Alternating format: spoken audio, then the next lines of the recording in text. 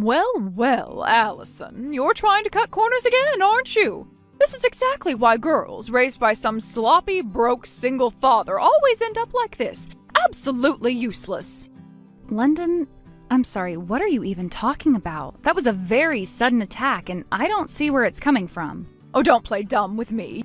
You were about to serve up lazy food again, weren't you? Were you seriously about to feed my son that kind of garbage?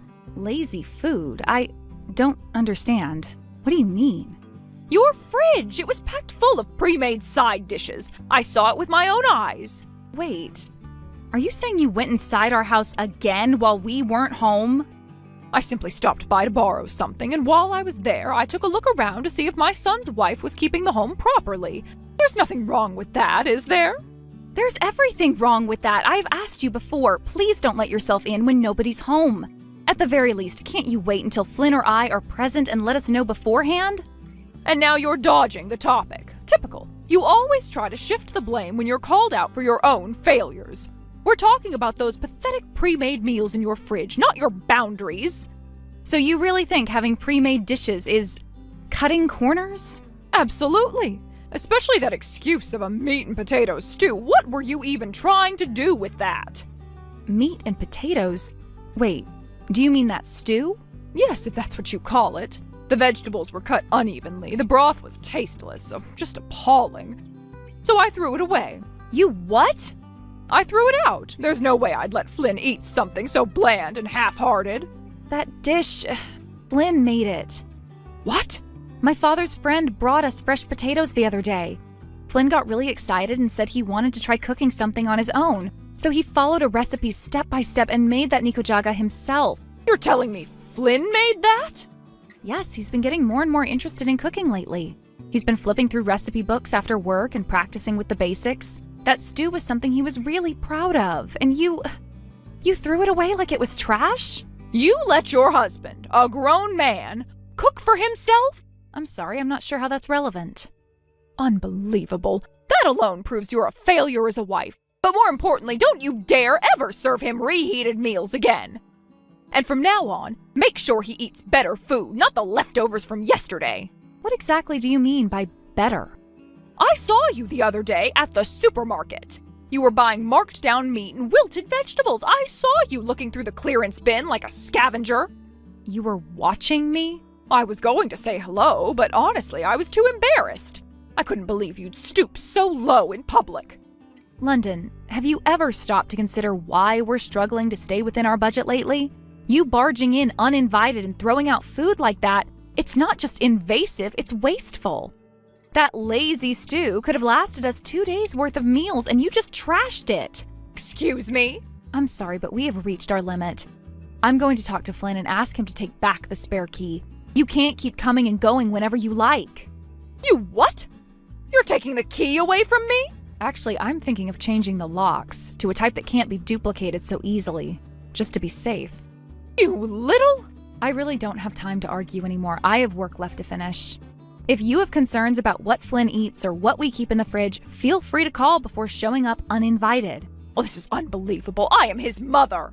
And I'm his wife. He's an adult, London. You don't get to decide what he eats, where he eats, or what time he gets home. And you certainly don't get to dictate how I manage our meals at home. You're going to regret this. Maybe, but at least I'll regret it with my dignity intact. Now please leave.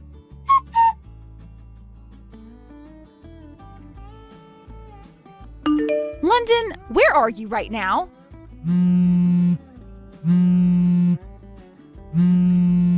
I have been calling and messaging you for over an hour and no response. And I need you to return the spare key, remember? Still nothing. London, come on, I can see that you've read my messages. Yes, calm down. What is it now? When you stopped by earlier today, you took something from the house, didn't you? I already told you. I sent a message saying I was borrowing something. The conversation about your disgraceful cooking was just a side note. That wasn't the main reason I dropped by. Then give it back. Excuse me? When a mother-in-law politely asks to borrow something, the proper response from a daughter-in-law is, of course, take whatever you need. Not screaming demands. Then come when someone is actually home. You can't just let yourself in like that, London. I did message you that I'd be borrowing something. Don't act like I didn't give you a heads up. A vague message saying I'm dropping by to borrow something isn't enough. You didn't say what you were taking. Some things are precious. I don't want just anyone grabbing whatever they like from my home. You're being ridiculous. If you're going to obsess over every little item, you're clearly not cut out to be the wife of this family. Stop trying to twist this around and justify your behavior. You took something deeply personal, something that mattered to me. What are you even talking about? The dress you took. That was my mother's dress. It's one of the only things I have left of her. This thing? Oh, that explains the weird pattern. Such a dated look. Oh, figures it would come from a cheap background. You knew.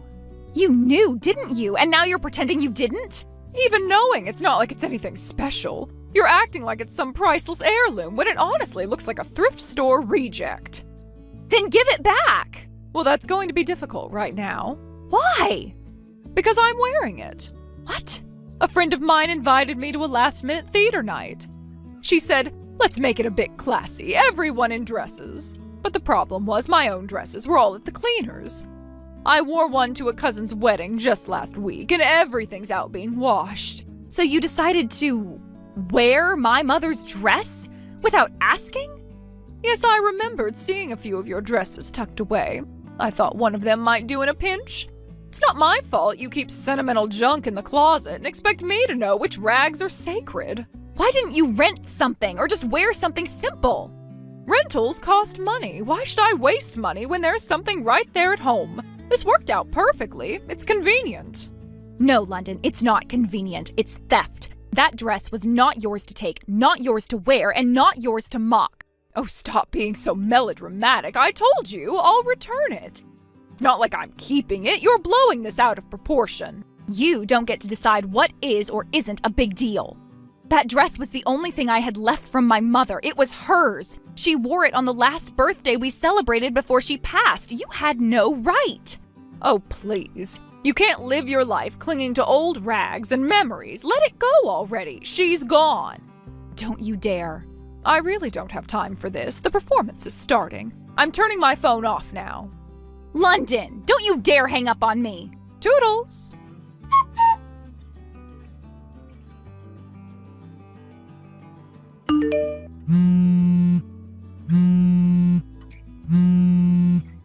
London! Open your phone. Pick up. Why aren't you answering me? Explain yourself right now. Ugh, what is this all about? Do you always have to be so dramatic? Dramatic? You really think I'm being dramatic right now? Where is my dress? Don't play dumb. The heels and ribbon were in the case, but the dress was gone. The dress. My mother's keepsake, the one I trusted you to bring here safely. Where is it? Oh, that. Right, yeah, about that. Start talking now. So, my friend, the one I went to the theater with yesterday, she saw the dress when I opened the bag and she was obsessed with it. She said she'd never seen anything so unique before, and she begged me to let her have it. Kept going on and on, wouldn't shut up about it, so I gave it to her. You gave it to her? You gave away my dress.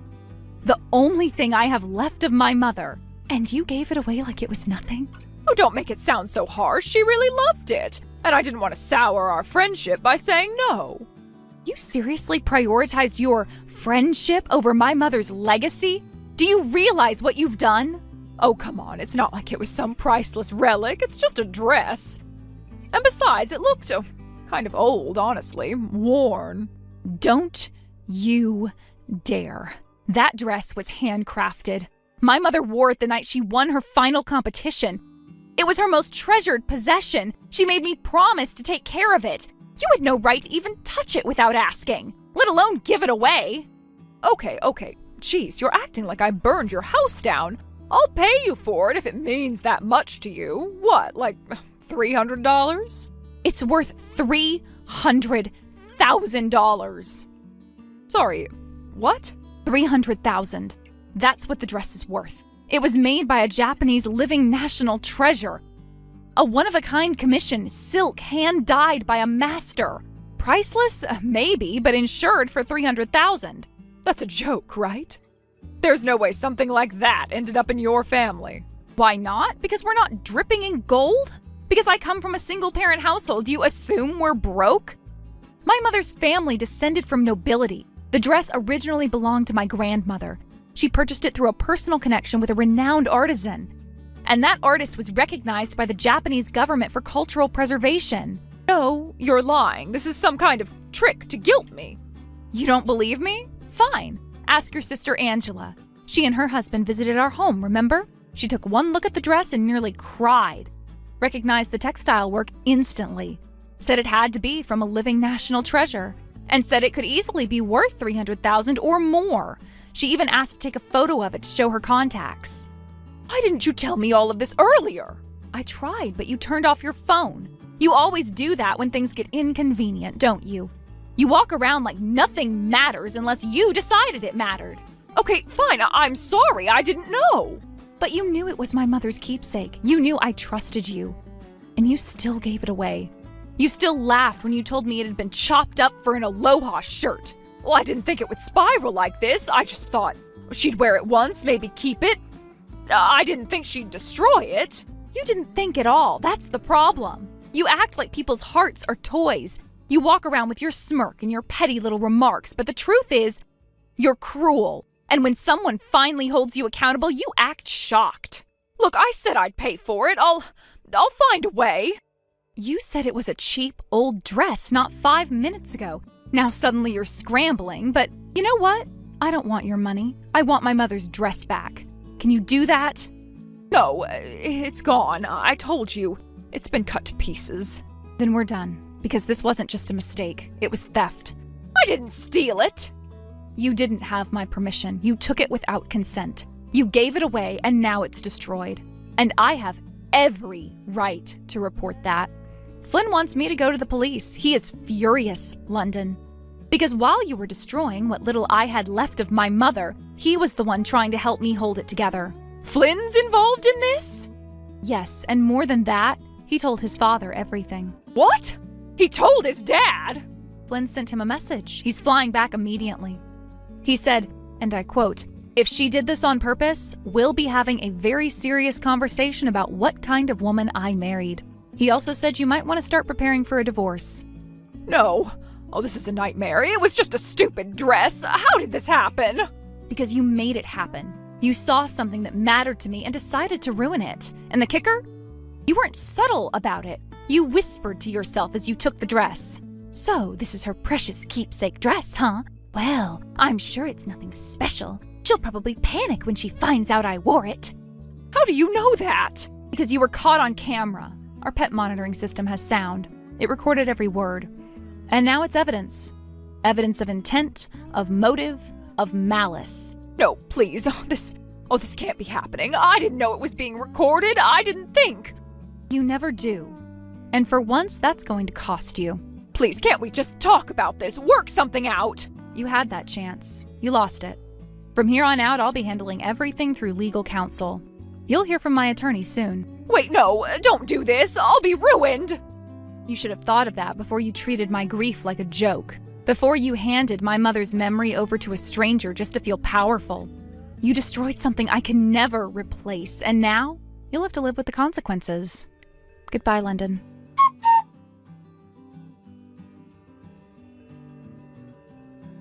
The following day, my father-in-law returned home from his post in another city, having been informed of everything that had happened in his absence. The moment he stepped through the front door and saw the tension in the air, he knew something was wrong. But once he heard the full story, every reckless, selfish act that had unfolded, his rage boiled over. I had never seen a man look so completely betrayed by the people he trusted most. His face, usually calm and composed, was hardened with fury and disbelief. He didn't waste time with shouting or theatrics. No, his response was far more final. He immediately told my mother-in-law that their marriage was over. No more discussion, no more second chances, just a quiet, steely declaration that it was finished. Apparently on his way home, after speaking with several family members and reading messages I had sent him to explain what happened, he had already stopped by the city hall and picked up the divorce papers. Now, with unwavering resolve, he placed the documents in front of her and told her to sign them. And she did. Perhaps out of guilt, perhaps out of shock. Or perhaps because she knew she had no defense left. But that wasn't the end of the story, not by a long shot. For the infamous wedding dress, the one that held so much sentimental and monetary value, it had been recklessly cut up and turned into a gaudy aloha shirt, all for the sake of some tasteless joke. The person responsible for sewing the dress into that awful garment was one of my mother-in-law's close friends. At the time, I was furious, but I had assumed she knew the dress's significance. It turns out she didn't. She had been told it was just some old fabric my mother-in-law no longer cared about. When the truth came out, she was horrified. A few days later, she visited me in person, bowed her head low, and dropped to her knees in front of me. Tears welled up in her eyes as she apologized again and again, saying she had no idea what she had been asked to destroy. She begged for forgiveness, saying that she couldn't live with herself if she didn't try to make things right. I never wanted to see anyone grovel like that. I didn't need her to do that. I could see she was genuinely remorseful. She wasn't the one who needed to bear the full weight of this disaster, but she insisted. As a result, she proposed a repayment plan for the cost of the destroyed dress. She would handle the entire financial burden out of her own pocket. Not because I asked her to, but because she said her conscience wouldn't allow her to do otherwise. That kind of integrity, it honestly surprised me. Later, I found out something else that made everything make a little more sense. This friend of my mother-in-law's wasn't just any ordinary person. She was actually a wealthy businesswoman.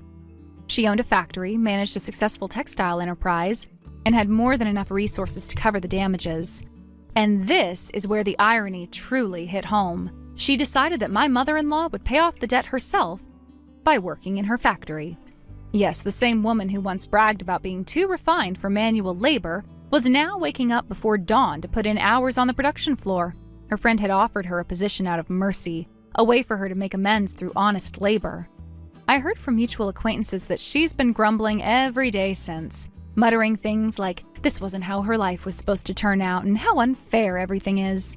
But honestly, I can't feel sorry for her, not even a little. She did this to herself. She tore apart something meaningful, treated it like trash, and for what? A moment of petty control? A show of disrespect? Now she's paying the price literally and figuratively. Thank you for watching and listening. We hope you enjoyed the video. Don't forget to like this video and subscribe. Also, feel free to leave a comment about what you thought of the story. We look forward to seeing you at the next story. Thank you for watching. Please subscribe and hit the like button. See you next time.